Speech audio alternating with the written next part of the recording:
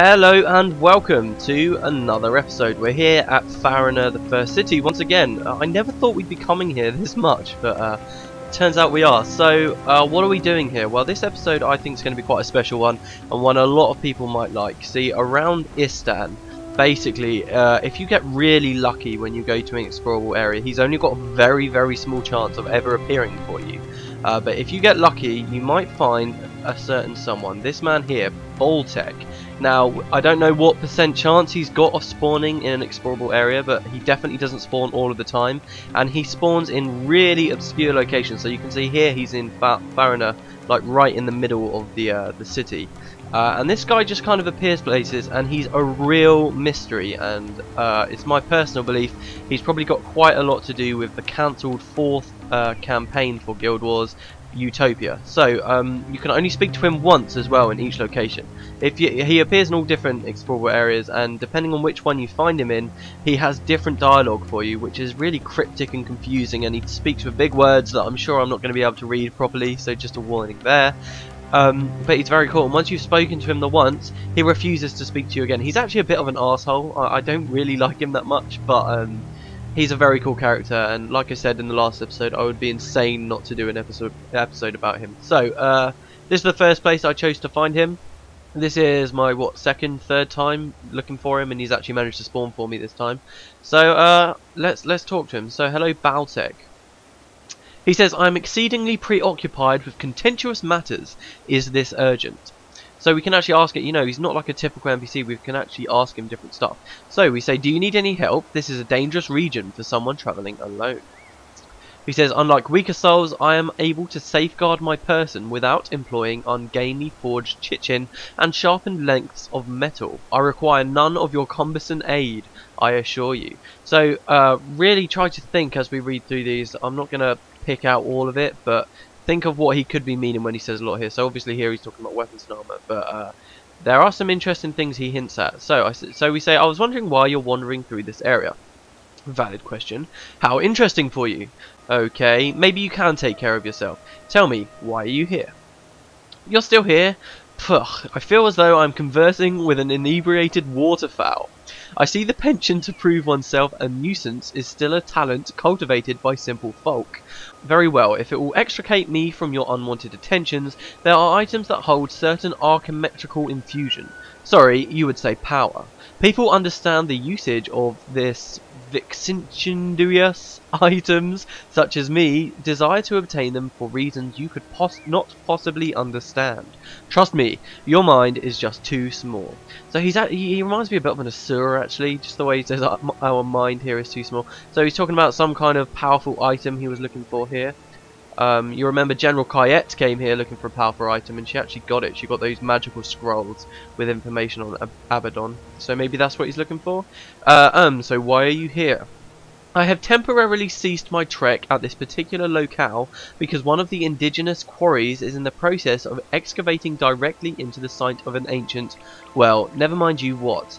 Let me merely state that delving into this primeval site will uncover some very interesting artifacts. The excavators are far too puerile to have an interest in such goods, and I have come to appropriate the items." I find it really cool the way he says primeval here, like, I don't know, like there's some significance, like maybe he's hinting that it's not primeval somehow, which sounds ridiculous, but in a minute when I start talking about Utopia, you might see what I'm saying. So, what do these artifacts do? You're not being very clear, are you? "I misspoke earlier. I meant to say that you sound like a mentally impeded waterfowl who has suffered multiple self-inflicted head traumas. Your thoughts dive in shallow ponds." Ha! Yes, a clearer picture there. "I desire knowledge, names, places, events. All of it. This intellectual discourse has all been written down on ancient scrolls. The certain scroll I am searching for deals with the place of nightmare and the terrible beings that dwell there." So yeah, this definitely sounds like the scrolls that Kayet got her hands on. Which Varesh has now got, if you remember. Obviously we killed Kayet, but Varesh took the scroll. "Are you frightened yet, little one? You should be. But now, leave me. Our interlocution has reached the limits of efficacy, or in the colloquial language of you simple folk, and any meaning or purpose was non-extant for me from the outset. Go away." So, you came to this area to... we're not going away, I love this. We just keep pushing him. So, you came to this area to find a magic item. What sort of item, exactly? They belong to a most effulgent mage from an exceptionally advanced civilization. He was able to traverse through multiple planes of existence, some of which predate the one you currently call your native soil. No, I won't tell you more. No, you can't fetch anything for me. No, I don't need your help at all, thank you. Now, if you'll excuse me, I have a big person quandaries to ruminate over. Okay, so this last line, we can't talk to him anymore, but this last bit is very cool. A lot of people, this guy's very mysterious, so you must understand that a lot of people on the forums have written all kinds of crazy theories about him, but one kind of mostly accepted theory people have talked about him is where he's talking about this mage here from an exceptionally advanced civilization. You remember when I was talking about the Tomb of the Primeval Kings, I told you guys the story of the man Lord Odrin, who was a man who learnt how to travel through the mists. Now remember, the mists connect all times and all places, and he learned how to travel through them, so theoretically this man learned how to travel through time, and this was Lord Odrin, who came from an exceptionally advanced civilization, so that's pretty cool. So what does this actually have to, so now we can stop talking to him, and if we try and speak to him again, he says, "You are not important enough to keep my attention," and that's it. We can't speak to him anymore. So really mysterious. He only spawns every now and then. He only spawns in the most obscure locations. And yeah, that's the first time we've met Bahltek. Now, I've been talking about Utopia. Now, this was the cancelled 4th campaign, if you don't know. ArenaNet's original plan for the Guild Wars series, of course there's no subscription fee for this game, and the original plan for it was that instead of forcing people to pay $15 or whatever a month to play the game and to pay for updates, what they do is they just make the game buy to play and free forever, but they push out new campaigns really, you know, every 6 months or so, I believe was their original plan, and that way people would continue to spend money, but they'd only be buying new content as it went. And it's a really unique pricing model that no one else has ever really used. And it seemed to be working well for a while, but there were just a whole slew of issues. So after they released Nightfall, this is the 3rd campaign and the final one to be released. After they released this, they were working on a 4th campaign called Utopia. And as they started working through this campaign, they wanted to be innovative, they wanted to try these different things, but it just became all so messy and complicated, where you had the previous campaigns that had already come out, and the learning curve for the game was getting really steep, where they kept introducing new gameplay elements, and it was just getting worse and worse and worse, and eventually they tell this story of they were all sat down, supposedly, talking about stuff they wanted to do for Utopia, and they kept hitting walls, and they kept saying, oh well, we can't do this on our game engine, we can't do this, we can't do this. So in the end, one of the guys there, one of the main guys, he basically said, alright guys, just brainstorm, pretend there's no boundaries, pretend there's no boundaries, pretend like you could make any game you wanted, and they came up with all these ideas, they got really excited about them, and that's how basically Guild Wars 2 was born. But it meant that this campaign Utopia, which was supposed to have like this really primitive form of dynamic events supposedly, but it meant that this, sorry, I'm going off topic, this was cancelled, and Utopia, you know, as each new campaign was supposedly going to take us to a new location, and it was going to have new themes, so that, you know, Factions was an Eastern theme, this is kind of an African, Middle Eastern themed campaign.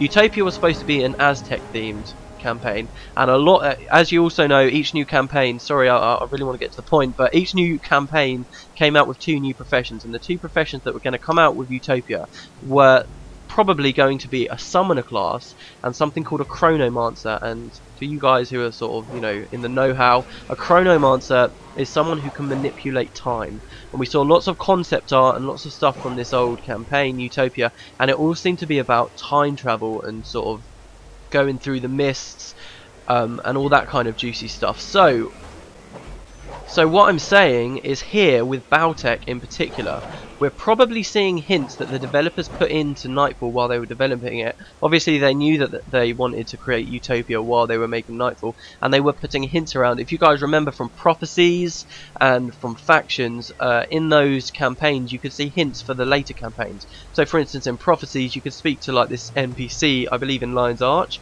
and she'd be talking about Cantha and all this kind of crazy stuff, which no one really knew anything about. And of course in Prophecies we learned about the Elonians who went to the desert and tried to ascend.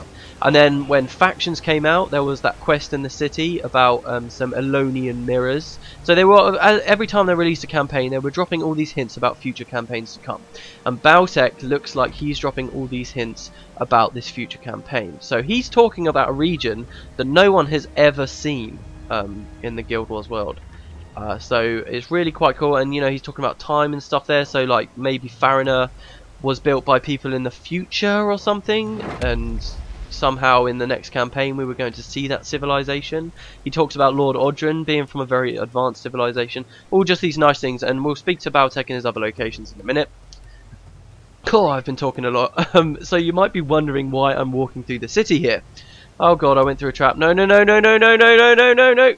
Oh, those traps aren't so dangerous anymore.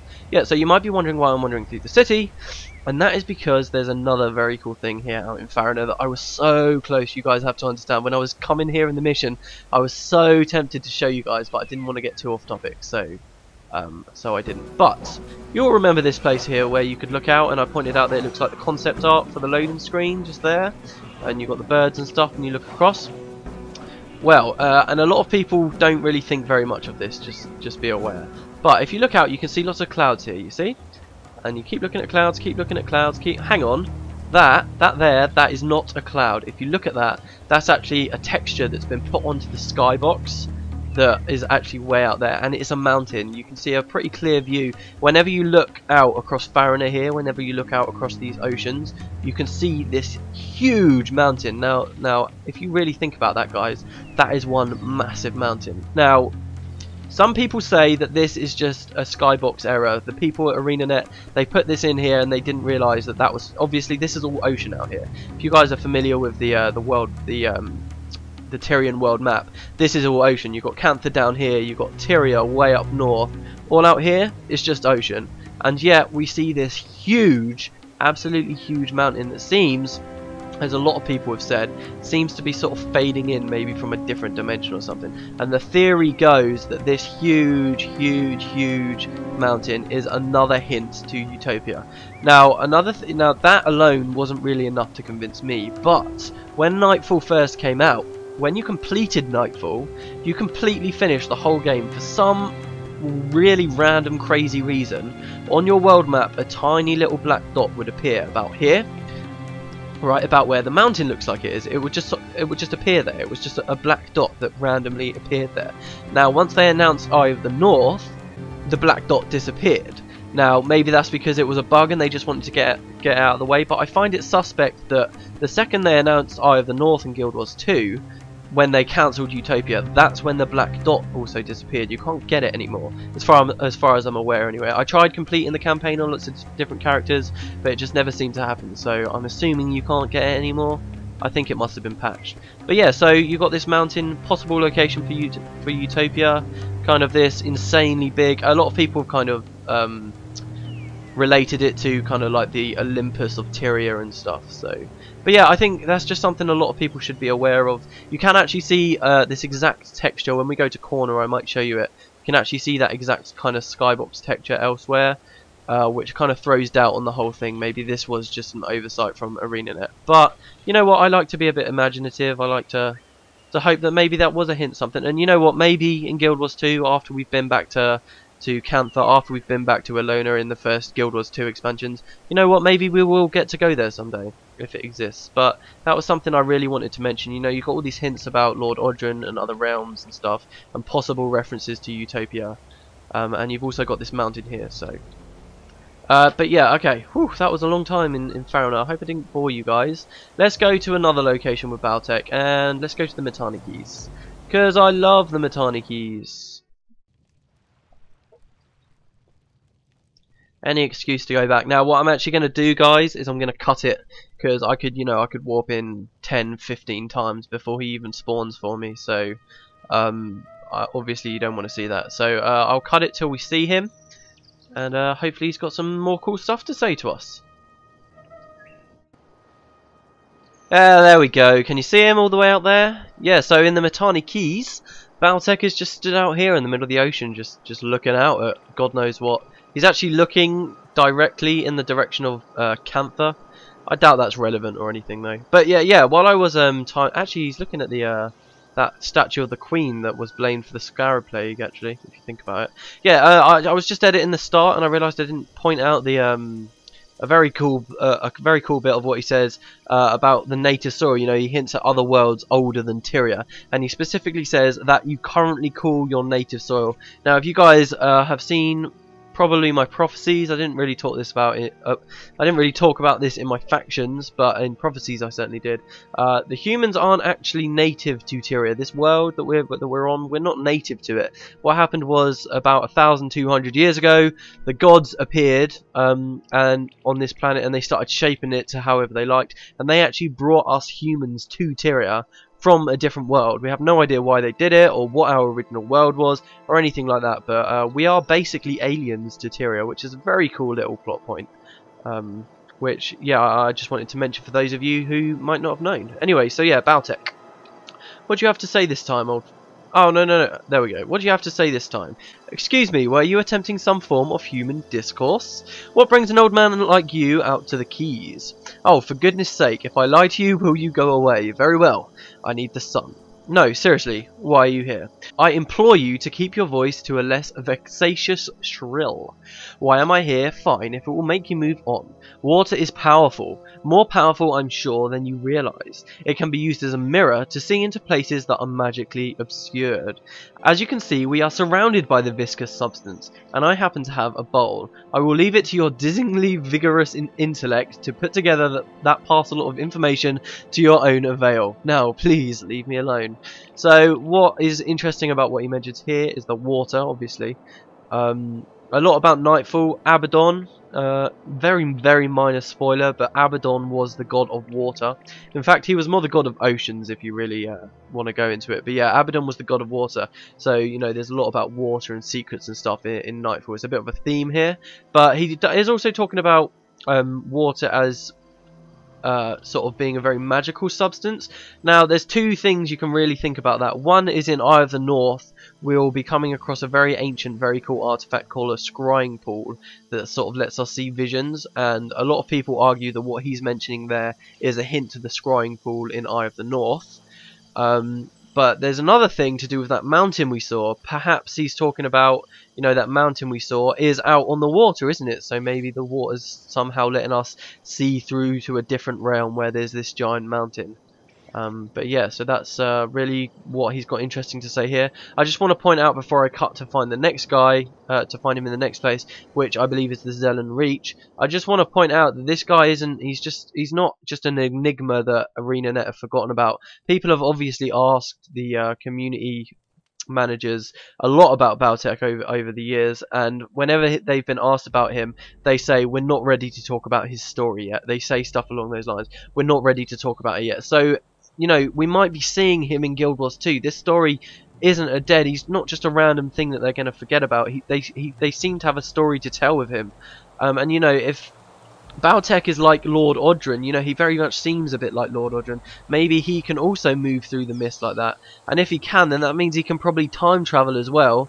Which, I mean, I'm getting a bit ahead of myself here, but we could theoretically, if he can time travel, he could go forward 250 years. We could be seeing him, you know, in the ruins of Ur or something, you know. It's not off the table here, so we could be seeing him in Guild Wars 2, which is just one of the reasons why I thought it was so important to do this episode, you know. But yeah, alright. Oh, my throat is actually getting a bit hoarse.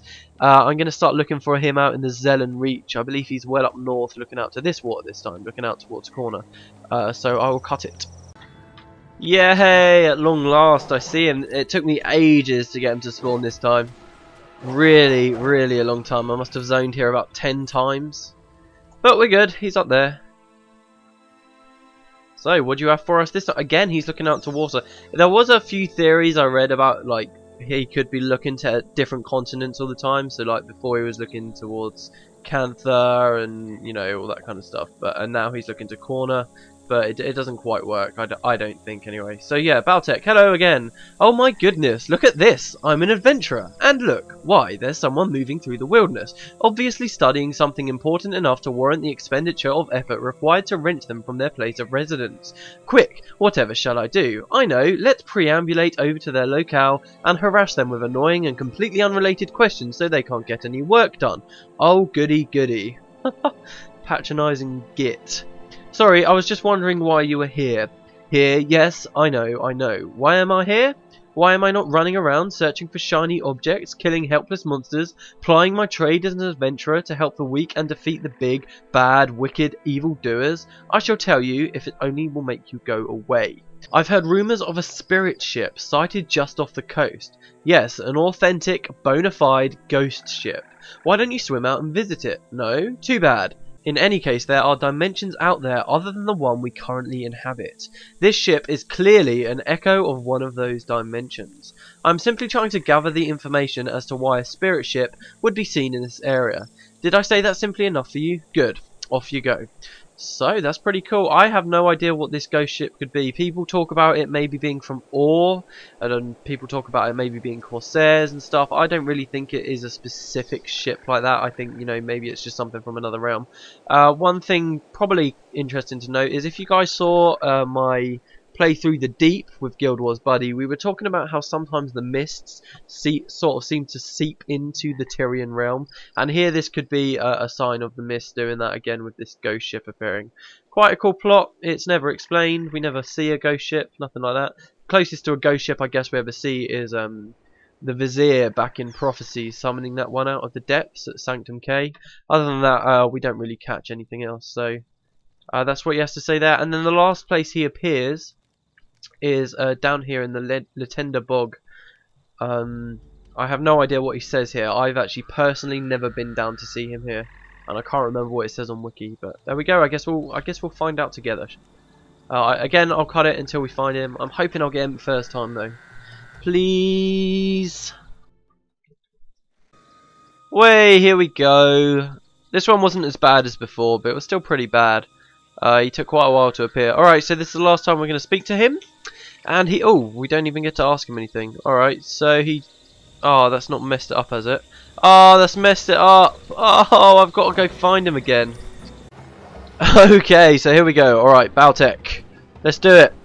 He says, normally I require the aid of significant and cryptic incantations to predict the future, but I must be growing more powerful by the day. Even without them, I knew you were going to bother me. Let me save both us the trouble. You want to know why I'm here, correct? Ah, how surprising. I'm trying to view the stars for some investigations I am conducting. No, don't ask any questions. I'll tell you more without your pedantic babble. Hearing you stumble around trying to command as the simplest spoken phraseology is simply too frustrating for me. The gods can be seen in the heavens to varying degrees. They've emblazoned their marks upon the firmament, and these marks are not constant. As per established parameters, I'm sure this is entirely comprehensible and beneficial knowledge to you. How very clever you are. So, yeah, just a couple of things really that I find interesting about this last one. Here he's talking about the gods in the heavens. I think that's a bit like in Canthe, you know how you can see they sort of revere the celestials in the sky, the stars. Also, you can kind of relate that to that big mountain that seems to sort of be phasing in and out of reality. And what was the other thing? Oh yeah, and once again we get another reference to time travel, cryptic incantations, and the ability to predict the future. So that's Bahltek. So, that's my episode on Bahltek. I hope you enjoyed it. We won't be seeing him anymore. We will be talking about Utopia a little bit more when we reach Vabi, for reasons I will explain why then. But until then, I think we're done. In fact, next episode, we are going to do the Consulate Docks mission. We are going to attack Corner. We're going to invade and try and get Varesh Ossa out of power. Nothing could go wrong, right?